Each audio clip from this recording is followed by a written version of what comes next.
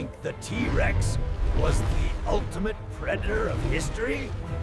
Or that the great white shark is the king of the ocean? Think again.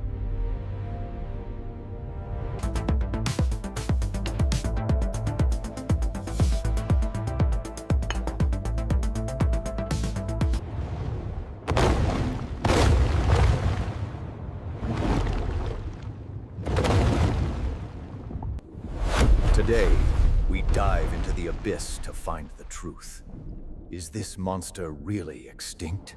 20 million years ago, the oceans belonged to one creature, the Otodus Megalodon. Its name literally means big tooth, and for a terrifying reason. Imagine a mouth wide enough to swallow two adult humans standing side by side. Scientists estimate its bite force at 40,000 psi. That is 10 times stronger than a great white.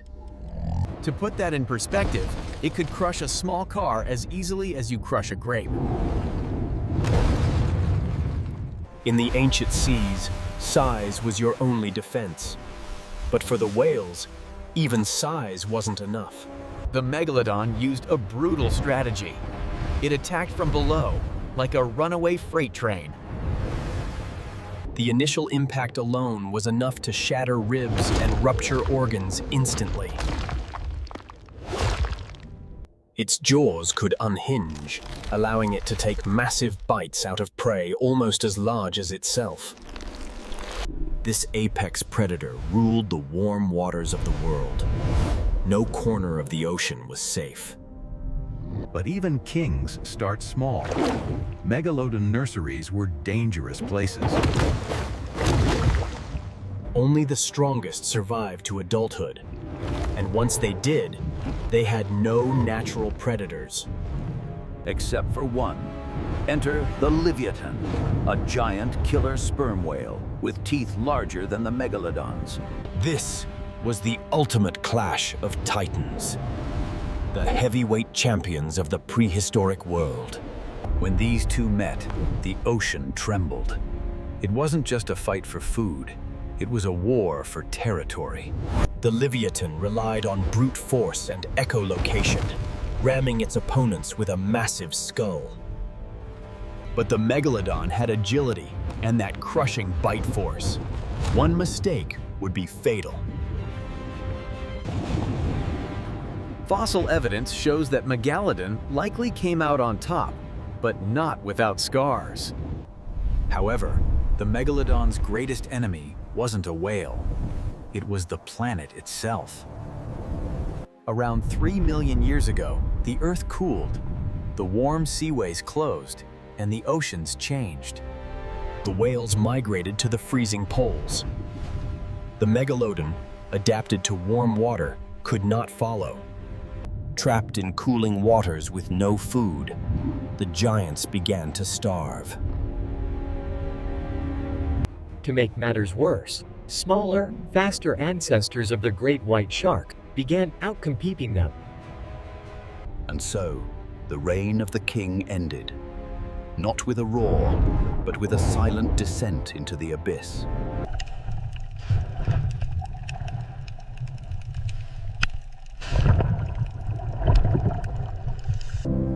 These fossils tell the story of a creature so large, it defies our imagination. But is that really the end of the story? Some people believe the Megalodon never left. We have explored less than 5% of our oceans. What hides in the other 95%? Submarine sonars have picked up massive anomalies in the deep that match no known animal. Could they be hiding near deep-sea thermal vents, using the heat to survive the cold? While mainstream science said impossible, the ocean is a place of secrets. Remember the coelacanth? We thought it died with the dinosaurs until we found one alive in 1938. If the Megalodon is down there, it would be the discovery of the millennium.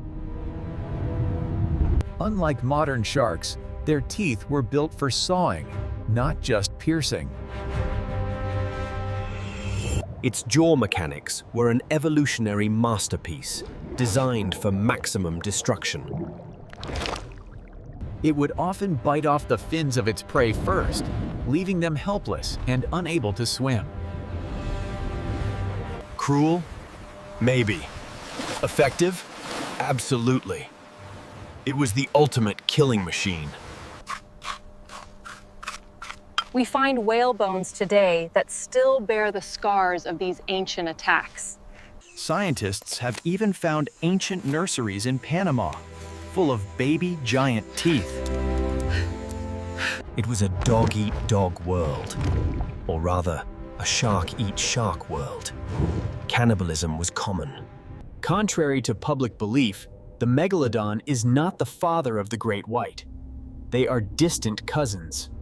It came from a lineage of mega-toothed sharks that got bigger and bigger over millions of years.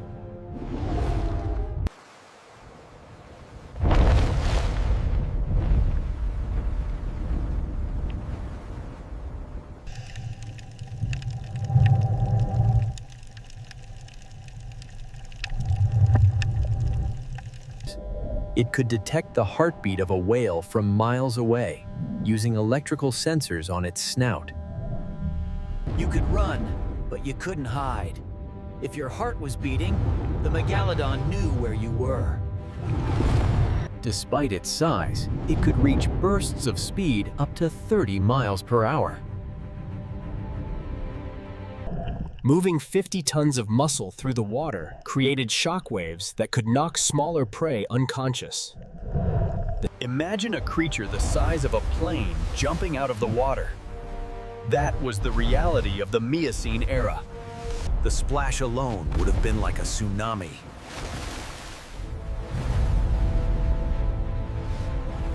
Ecosystem impact. Orca, or killer whale, population exploding. When the Megalodon vanished, the number of whales in the ocean exploded. Our oceans today are peaceful, specifically because this monster is gone. Movies like The Meg exaggerate its size, but the reality was scary enough. It didn't need to be 100 feet long. At 60 feet, it was already a biological tank. Some scientists think it wasn't just gray, but had countershading or even stripes for camouflage. Like modern sharks, it likely never truly slept, constantly swimming to keep oxygen flowing. It wasn't always alone. Tiny fish likely cleaned its skin, hitching a ride on the ultimate protector. There is a strange beauty in such power. A perfect evolutionary design. But that beauty turns to terror in a split second when blood hits the water. A single drop of blood could trigger a frenzy that turned the water red. So, could they still be out there? Perhaps in the deep trenches of the Indian Ocean? The ocean is vast, deep, and incredibly good at keeping secrets.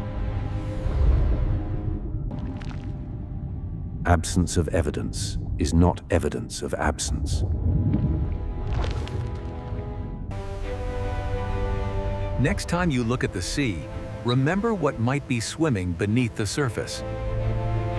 A shadow, a legend, a king. While the T-Rex is the king of the land, the Megalodon has no rival in history. It conquered every ocean on Earth, leaving its mark on the fossil record forever. It was a breathing, hunting, living nightmare for anything that crossed its path. And if it is gone, we should probably be thankful. Because if it returns, we are going to need a bigger boat. The Megalodon, gone, but never forgotten.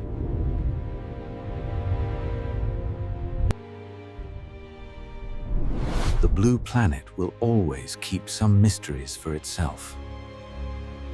From the crushing jaws to the massive size, nature has never produced anything like it since. Sleep well, monster of the deep.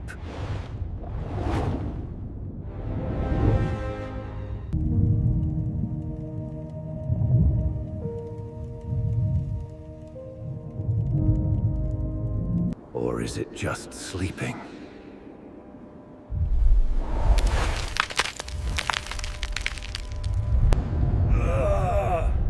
We may never know for sure. What do you think? Is the Megalodon still lurking in the deep? Let me know in the comments. And who would win in a fight? The Megalodon or the giant snake Titanoboa? Vote now. Speaking of giant snakes, you do not want to miss our next video on the Titanoboa. Hit that subscribe button and join the pack for more prehistoric monsters. Thanks for watching, and stay wild.